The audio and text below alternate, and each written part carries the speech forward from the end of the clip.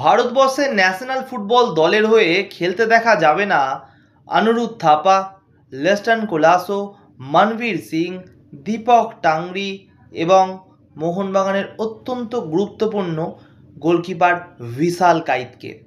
একটা খুব shocking news সামনে আসছে, যে নিউজটা শুনলে আপনিও একটুখানি চিন্তিত হবেন।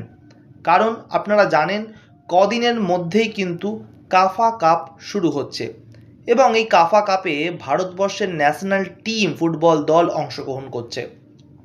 ভারতবর্ষের ন্যাশনাল ফুটবল টিমটাকে একদমই নতুনভাবে তৈরি করছে কিন্তু খালিদ জামিল, যেই খালিদ জামিল অলরেডি সুনীল ছেত্রীকেও সেই দল থেকে বার করে দিয়েছে নতুন প্লেয়ারদের নিয়ে টিমটাকে ভালো করে তৈরি করবে বলে।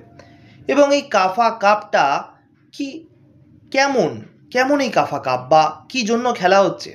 এই কাফা কাপটা আমাদের পরবর্তী এশিয়ান গেমসে পার্টিসিপেট করার আগে নিজেদের একটা ভালো প্রস্তুতি। সেই কারণেই এই কাফা কাপে ভারতবর্ষের ন্যাশনাল ফুটবল দল অংশগ্রহণ করছে। এবং আমরা সবাই জানি ভারতবর্ষের ন্যাশনাল ফুটবল প্লেয়ারদের মধ্যে বেশিরভাগ অংশটাই মোহনবাগানে খেলছে। এর জন্য মোহনবাগান বর্তমানে তাদের প্লেয়ারদের রিলিজ করতে রাজি নয়। কিন্তু কেন? মোহনবাগানের সমস্যা হচ্ছে, মোহনবাগান কদিন পরেই এশিয়ান কাপ খেলতে চলেছে, যেখানে গোয়াও অটোমেটিকলি কিন্তু তারাও জিতে সেই জায়গায় চলে গেছে। গোয়া এবং মোহনবাগান সুপার জায়েন্ট তারাও কিন্তু এই টুর্নামেন্টে এশিয়ার চ্যালেঞ্জিং একটা কাপে অংশগ্রহণ করছে। এই এশিয়ান এই কাপে অংশগ্রহণ করার জন্য মোহনবাগান কিন্তু তাদের এই দলের গুরুত্বপূর্ণ ভারতীয় প্লেয়ারদের ছাড়তে চাইছে না।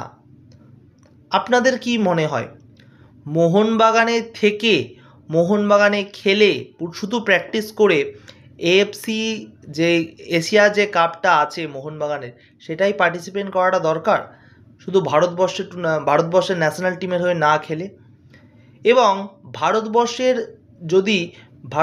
ন্যাশনাল টিমের সাথে খেলে এবং মোহনবাগানের সাথেও খেলে দুটো কম্পেয়ার করে যদি খেলা হয় বা খেলতে দেওয়া হয় এই প্লেয়ারগুলোকে, তাহলে কি মোহনবাগান কোনো সমস্যার মুখে পড়তে পারে? এটা একটা বড় প্রশ্ন। এবং মোহনবাগান যদি না ছাড়ে এই প্লেয়ারগুলোকে, তাহলে ইন্ডিয়ান ন্যাশনাল টিম কাদের নিয়ে খেলবে? এবং সত্যিই কি মোহনবাগানের কোনো রাইটস আছে যে ভারতের জাতীয় দলের প্লেয়ারদের তারা কিনে নিয়েছে বলে তাদের দলেই রাখতে পারবে? এবং এখানে আরও একটা প্রশ্ন উঠে আসছে, ইস্ট বেঙ্গলও কি তাদের প্লেয়ারদের ছাড়ছে? জ্যাকসন, নাওরে, মহেশ এর মতন দামি দামি ভালো প্লেয়ার রয়েছে ইস্ট বেঙ্গলে, যারা প্রতিনিয়ত ভারতের জাতীয় দলের প্লেয়ার।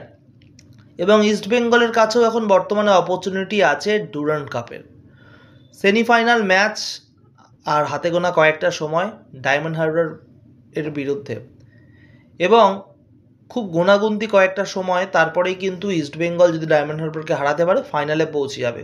এবং ইস্টবেঙ্গলের কাছেও কিন্তু সুপার কাপ ছাড়া বর্তমানে সেরকম কোনো ট্রফি নেই। ইস্টবেঙ্গলও মরিয়া হয়ে উঠবে ট্রফি জেতার জন্য। তো ইস্টবেঙ্গলও কি মোহনবাগানের কোনো মতোই ব্যাঘাত ঘটাতে পারে? আপনাদের কি মনে হয়? নাকি আপনাদের এটাও মনে হয় ইস্টবেঙ্গল মোহনবাগান যেখানে খেলছে খেলুক এবং ভারতবর্ষের ন্যাশনাল টিমেও খেলাটা প্রয়োজন? অবশ্যই কমেন্ট বক্সে জানাবেন। আজকের মতন ভিডিও এখানে শেষ করছি। ভালো থাকো, সুখে থাকো, খেলতে থাকো ফুটবল, সাথে সব খেলাও। টাটা।